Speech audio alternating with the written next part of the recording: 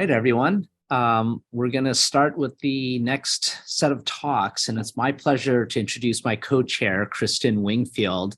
She's a fellow Canadian like I am, and so I think that's why we work so well together. She trained in family medicine at the University of British Columbia and did her fellowship here at Stanford. And she's very special because she's been on the Canadian national diving team and was one of the original cast members of Mystère. So she's a Cirque du Soleil performer. So if you are going to do the dance medicine talk tomorrow afternoon, you're going to be hearing from the expert. She's one of the providers for the SF Ballet. She takes care of cycling and high schools here in the Bay Area. So I'm going to turn it over to Dr. Wingfield, who's going to talk to you about back pain. Okay, thank you very much, Anthony. Welcome, everybody. Thanks for attending our sports medicine conference. We're happy to teach you about a lot of the common things that we see that I know you guys see in your offices as well. And I'm excited to talk about lumbar spine injuries in athletes of all ages. I have nothing to disclose. So for objectives, we will discuss and define common causes of low back pain across all age groups and discuss when and if to image low back pain in young athletes and what are the indications, what we're looking for. Discuss treatment and return to sport for common back injuries. So we'll talk a little bit about epidemiology, anatomy, evaluation, and then some specific low back problems, stress fractures, disc issues, other common causes of back pain, and then we'll talk a little bit about degenerative disc disease, which is so common in active people and in non-active people, but how do you manage that when you're active and in sports, and how do you balance the pain and the activities? So as we all know, back pain is very prevalent. The lifetime prevalence in the general adult population is almost 100%, 85 to 90%. I was once told by a very smart physician, once you have back pain, you'll always have back pain, which is definitely true, and it can come and go over a lifetime and can change, but if the back starts to give you trouble, it can come back. And it's something that we can manage very well. The prevalence of low back pain in competitive athletes is also quite high, estimated to be 1 to 30%. Women have a higher incidence of sciatica, more use of analgesia, and of course, pregnancy-related back pain. And back pain is the second most common cause for primary care physician visits. So it's important to know about and how to work it up and when to refer. Facet joints are a common cause of low back pain, especially in patients with chronic low back pain in sports such as tennis, running, and golf, where there's some twisting and impact involved. It's also common in competitive athletes, up to 30%. And this is a systemic review and meta-analysis of adolescent athletes where we looked at pooled prevalence of low back pain in adolescent athletes and found it to be 42% in the last 12 months from the time of questioning. Potential risk factors were demonstrated to be the sport participation itself, the volume and intensity, concurrent lower extremity pain, so compensation or other contributing factors within the lower extremity, and then overweight, high body mass index, older adolescent athletes, female sex, and the family history of low back pain also were contributors. The most common morphology in the adolescent athletes in this study was spondylolysis, or a pars stress fracture, which we'll discuss. But they did find that incidence and prevalence varied considerably due to the differences in the study methodologies, the definitions, and how the data was collected. Of course, it's a little tough to subjectively study these things, these complaints. But here's a little chart and some risk factors for low back pain in sports. So found to be very common in soccer and dance and gymnastics, as well as diving. These are the top sports: volleyball, swimming, wrestling, baseball, weightlifting, and tennis. And so risk factors for low back pain in athletes include a previous episode of low back pain. Remember, as I said, once you've had low back pain, it's something that can come back. And high training volume. So when the back muscles fatigue and you overload, you can have muscular problems, and you can also have more disc pathology or bone pathology with muscle fatigue. And that comes in periods of workload increase or poor load management, too much, too quickly, not cross training. We'll talk about those things. Also, years of exposure to the sport. So a 10-year-old gymnast versus a 20-year-old gymnast, years of exposure of compression and extension and impact, of course, wears on the back and causes problems over time. So from here, we'll start with the bony anatomy of the spine, just to review. And so if you remember, the bony vertebrae protect the spinal column and the spinal cord, or compose the spinal column and protect the spinal cord. And the vertebrae has lamina and articular facets out the back, and the spinous process, which we can feel on our backs, and the foramina in between, where the nerve roots go out. In between the bony vertebra, we have the intervertebral discs, which when we're young are full of water and they're well hydrated and cushiony, and as we age, that of course gets compressed and changes over time. We have ligaments that also change over time. The nerve roots come out between the discs, and then the spinal canal, which houses the spinal cord and the nerve roots. Surrounding the spine, and very important to the anatomy, is the musculature, which provides stability and motion and controls the stresses on the spine. So the erector spinae are the muscles up the back. The quadratus lumborum is QL, and there's some muscles on the side of the spine that can get particularly sore with back pain. The iliacus comes through the front and attaches to the spine and then comes out as the hip flexors. And then we have the transversus abdominis across the lower abdomen and the external obliques. The glutes protect the spine, and the latissimus also attached to the spine higher up. So again, to talk about the muscles, the core musculature is so important for spinal control and injury prevention and injury management. The erector spinae, the quadratus lumborum, and the psoas, which starts as the iliacus and attaches inside to the ventral spine. Transversus, the obliques, the glutes, as we mentioned. So this should be ligaments and sciatic nerve. It got the setup got a little mixed up going from Keynote to PowerPoint. But first we'll talk about the ligaments on the left of your screen. These distribute the load between the bony parts of the spine. They apply tension and hold things in place, and they support the vertebra and the sacrum. And then the sciatic nerve, over on the right side of your screen, shows the sciatic nerve roots and how they come from the various lower lumbar vertebrae and exit through the neural foramina and down through the sacrum, and are innervating the lower muscles in the lower limb. So sagittal spine, sagittal's looking in from the side. So if we look at our x-ray from the side and we're looking for the alignment, yes, here we go. So if we look for the alignment at the back of the vertebra to make sure they haven't slipped forward, we can look at the spinous processes, and we can look at the alignment up the front of the vertebra.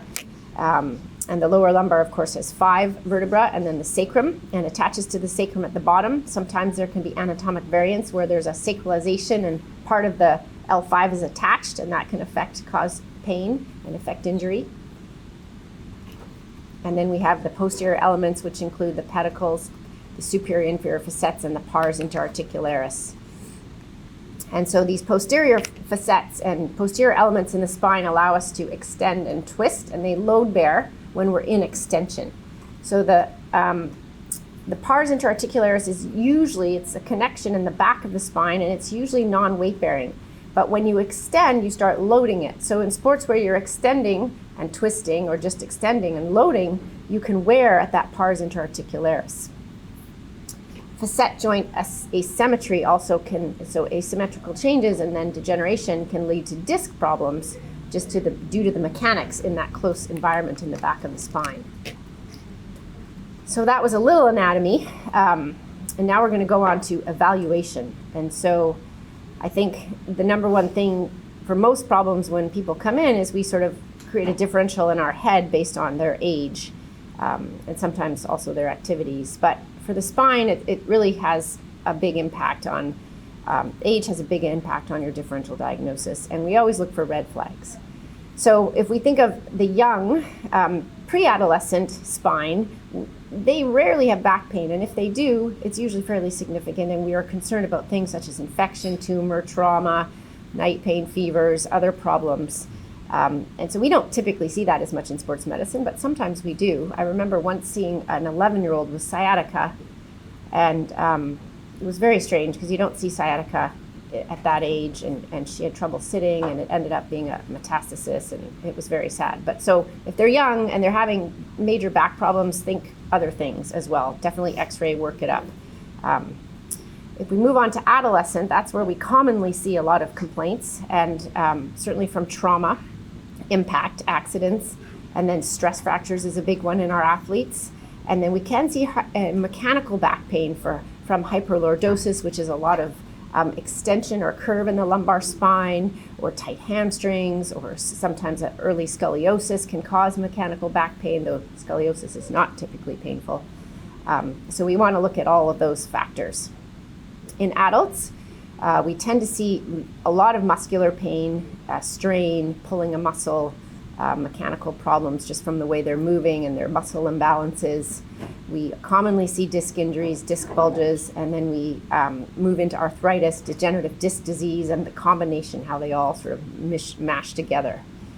So for example, if you had a pro golfer who was older, 60, come in with a history of prostate cancer and night pain, back pain, you'd have a different differential from a 15-year-old gymnast with pain, when they're doing their activities. So just a little bit on physical exam, which Dr. Berrigan's going to cover next. But just a little bit about our testing, the straight leg raise. It's pretty sensitive, not specific. The cross straight leg raise, which is when the pain crosses over, is much more specific for reproduction of pain on the contralateral side. So that indicates often a disc injury. If it's the ipsilateral side, it's not as specific because you can irritate some muscular pain with a straight leg raise as well, especially if they have some spasm. But when you lift the leg and they have pain on the other side and you're suspecting a disc, that's much more specific. And then the weaknesses, we'll go over that, but we check for different distributions of weakness. And the disc bulge at L4-5, which is 80% of them, can cause L5 nerve root weakness, and then the toe extensor can be weak as well. Those are pretty good tests. They're not perfect, but they definitely gear our workup towards disc pathology, and Dr. Berrigan will show you how to do those. So they come in, we examine them, and then we decide we want to get some imaging. Well, the big thing for back pain is that if it's sort of a general back pain, average person, average athlete, if they've just started having back pain, imaging is not warranted. We don't image with x-rays or MRIs until after 4 to 6 weeks of back pain, because most average back pain is muscular. And nothing's going to show on the image if they're sort of middle-aged, young, healthy. It changes a little when we're looking at adolescents because they have a very high prevalence of these stress fractures.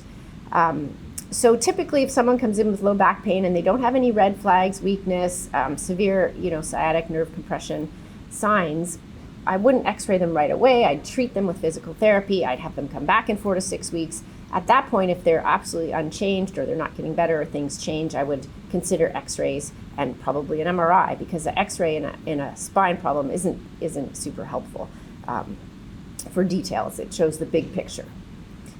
In the younger patient, we want to look for pars stress fracture or spondylolysis. And here you can see on the x-ray this, did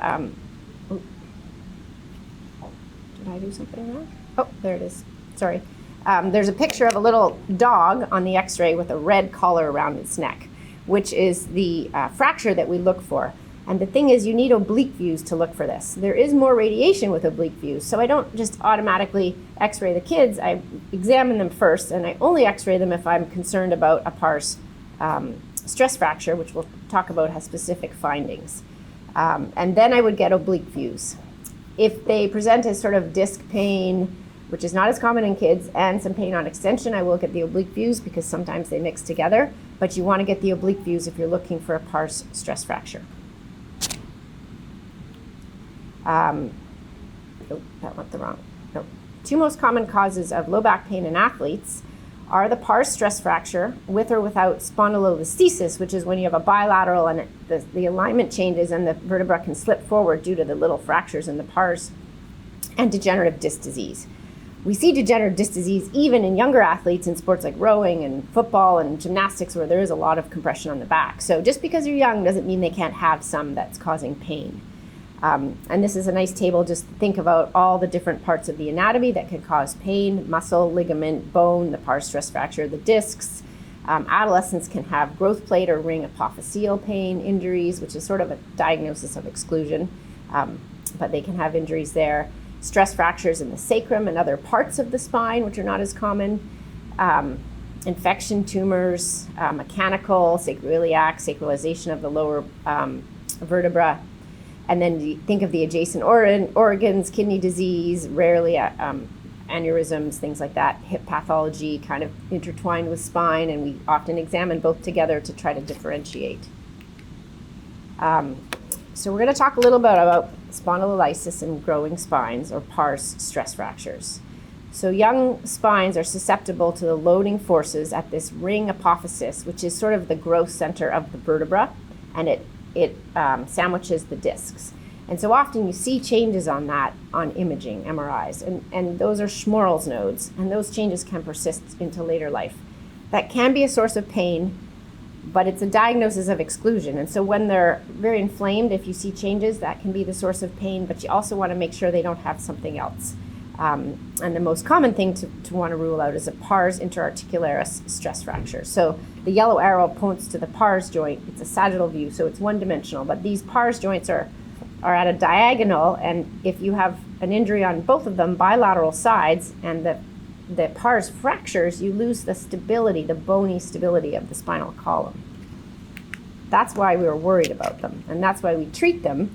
And I always tell patients it's not like an ankle sprain that you can play through, because if it continues and progresses, you can be in big trouble, versus an ankle sprain, which you can often play through. This can lead to serious malalignment of the spine, which can cause further problems. So the pars interarticularis stress injury is the most common identifiable cause of low back pain in the adolescent athlete. Its estimated prevalence is much higher in adolescent athletes, 7 to 30%, than in the non-athletic population, because in non-athletes, they're not typically arching and loading and twisting those joints. It's much more common in sports that require repetitive hyperextension or flexion extension and underloading and twisting. So some sports that are commonly affected: gymnastics, diving, lots of arching, ballet. Volleyball has arching and twisting and impact. And then particular positions in different sports, like the offensive linemen in football, baseball pitchers, soccer players commonly, because they're kicking, arching, twisting. So you always sort of want to ask them and really understand what the athlete does in their sport if you're not familiar with it.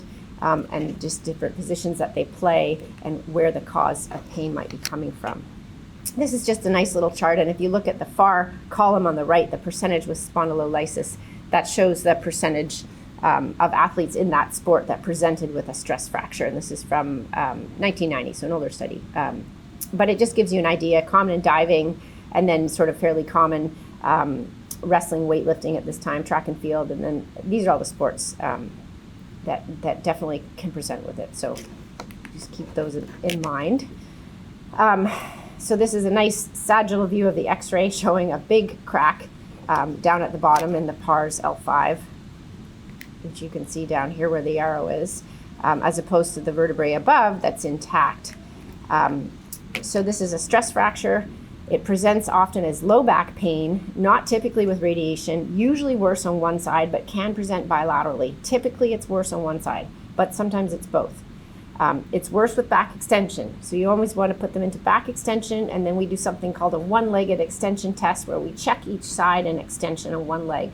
So often if they have pain in extension, it'll localize on one side when we check the sides on exam. In adolescence, there's a tendency for the lumbar spine to assume an increased lordotic position, which we talked about, which is a little bit more of a sort of a sway back. That's a lay term. Often due to tight hamstrings and hip flexion contractures, especially, not to generalize, but the male athletes have very tight hamstrings in adolescence. When they're growing, females can as well, tend to be a little more mobile than the males. So we institute stretching for these athletes. But anyone with tight hamstrings, that can be a contribution to this injury. So repetitive hyperextension can overcome the integrity of this pars interarticularis bone and lead to stress injury. Often it's insidious onset, People often play through it for a while and it gets too bad and they can't, and then the pain persists after activity. Sometimes people can have a congenital weakness in that pars or a congenital defect, which you don't know if it was congenital or acquired unless you had previous imaging. L5 is the most common level. On exam, we see pain on extension. Sometimes they have pain on flexion. Sometimes the disc and the nerve root can be affected if it's bilateral or just been going on for a long time. They sometimes present with pain on flexion too. I remember once I took care of a young dancer, and her pain she came in with her mom, and her pain had been going on a long time, and her mom had no idea because they never tell their parents.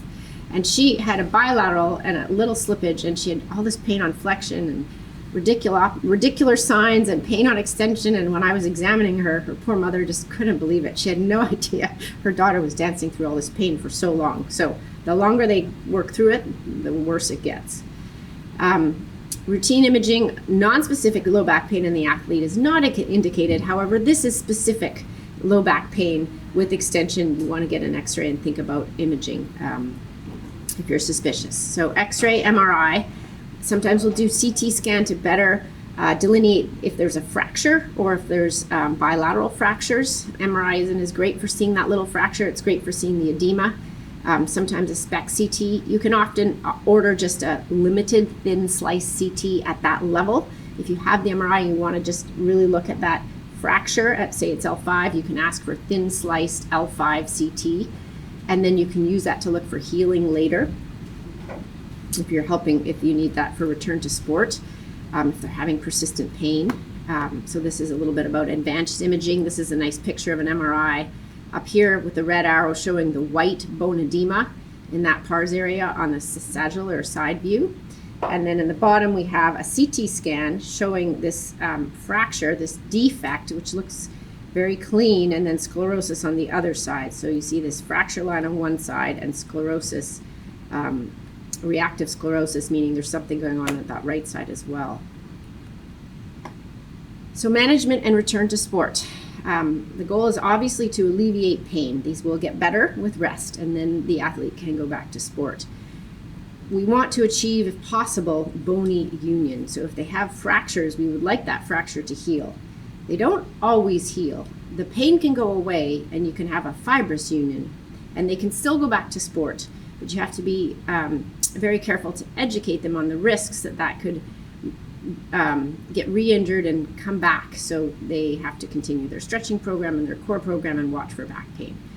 That's sort of another talk. But we want to prevent any slippage to spondylolisthesis, or if they have one, we want to prevent progression. And they should not return to sport until they're pain-free. That can take some time. Particularly if there's a fracture, these injuries can take 3 to even 6 months. If they're bilateral, it can take longer. If they've been there a long time and playing through it, it can take a long time. If you catch them early and the athlete rests, that's ideal. So number one, we get them to stop doing their sport.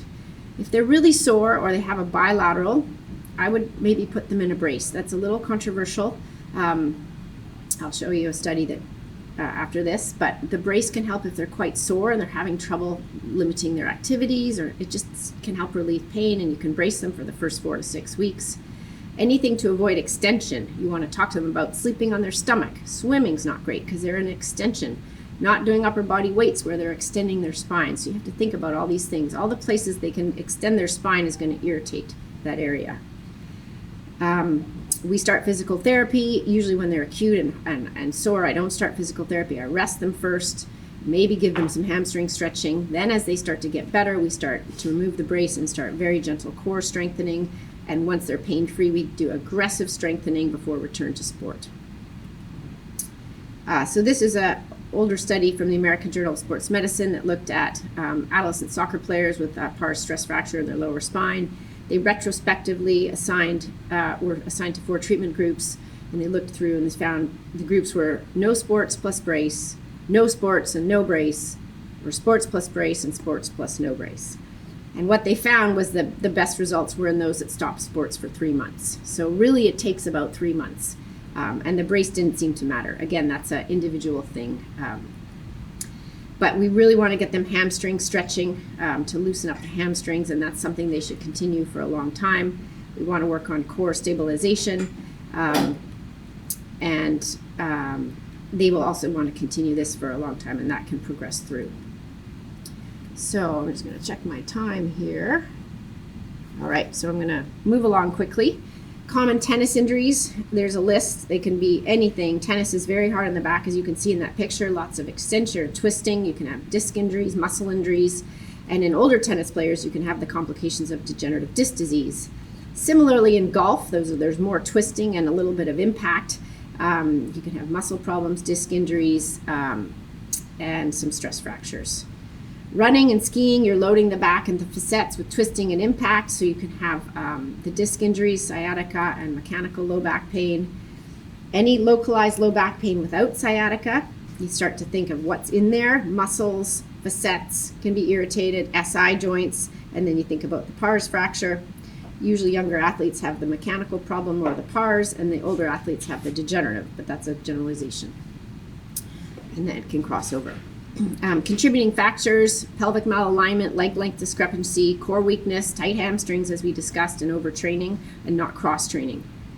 So to talk a little bit about sciatica, this comes from a disc protrusion, and the symptoms can be acute from lifting, bending, or twisting, and the disc can rupture, tear, and extrude out and compress the nerve, or it can be of more gradual onset.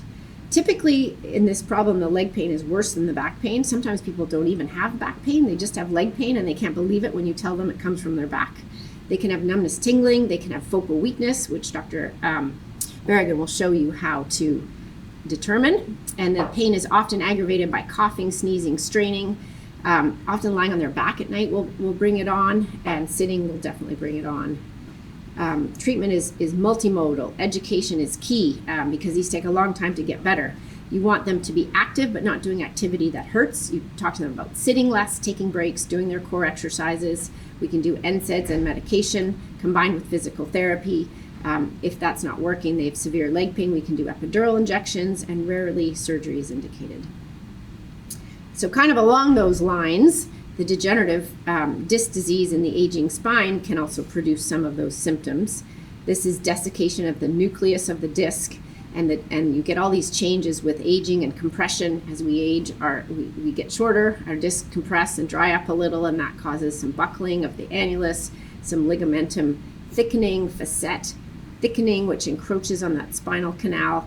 Bone spurs form as you get more compression, and that all can cause narrowing of the spinal canal, leading to stenosis and narrowing where the nerves go out, which is foraminal narrowing, which can cause nerve pain and back pain.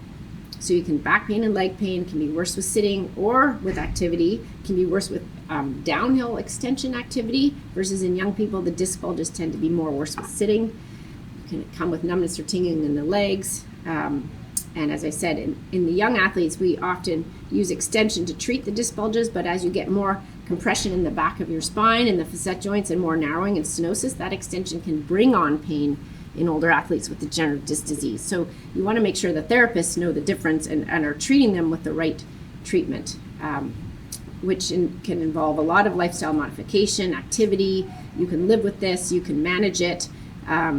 We can do medications and injections, but the big part of treatment is going to be lifestyle modification, exercises, stretching, taking care of it. I saw a patient the other day, and after 4 weeks, his pain was gone because he just started this treatment program with physical therapy and stretching and core work that he had not been doing, and it made a huge difference to him.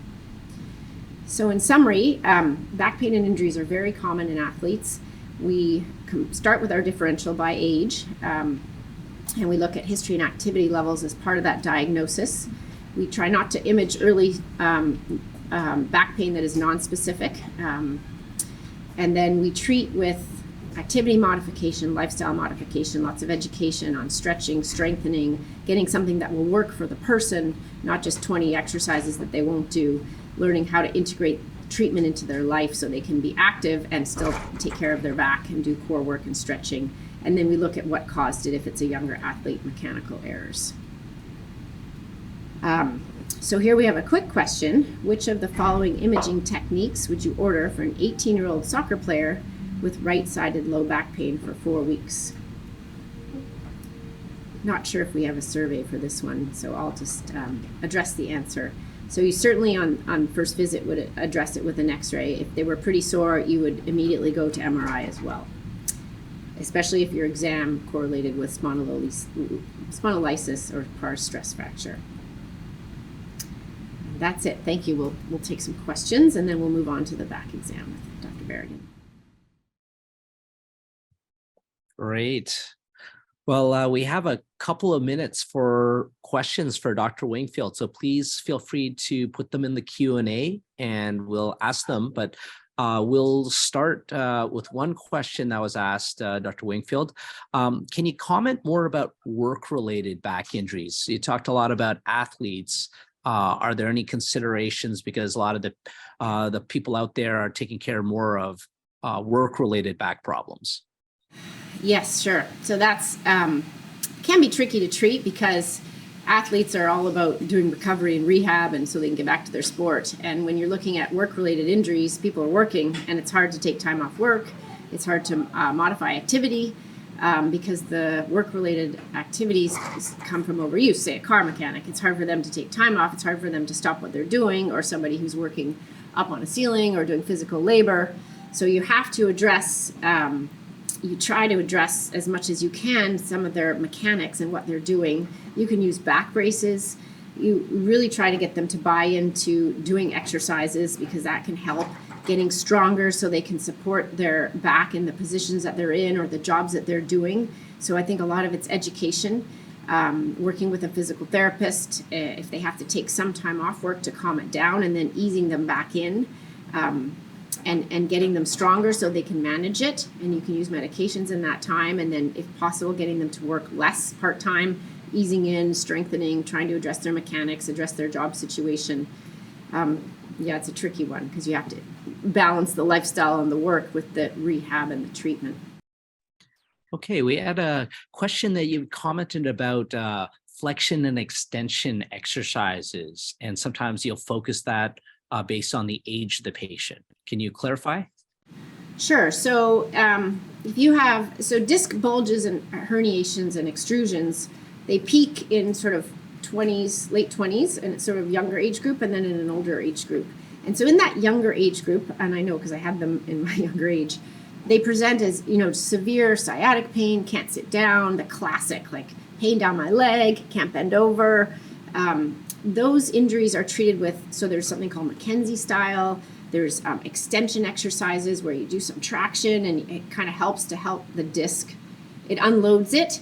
When you sit and there's a disc bulge and you flex forward, the pressure is out the back and the nerve is more compressed. And if you can stretch and extend and lift up and arch a little bit, you can unload that compression, and that help. There's exercises that can help guide that healing.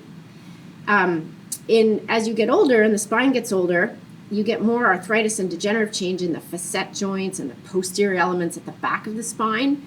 And so older people with stenosis or disc pain and nerve pain from stenosis and compression around the spinal canal and the nerve roots, they don't like extension. And so because they don't have much space in there, as soon as you put them into extension, it can actually reproduce their symptoms because there's less space to work with.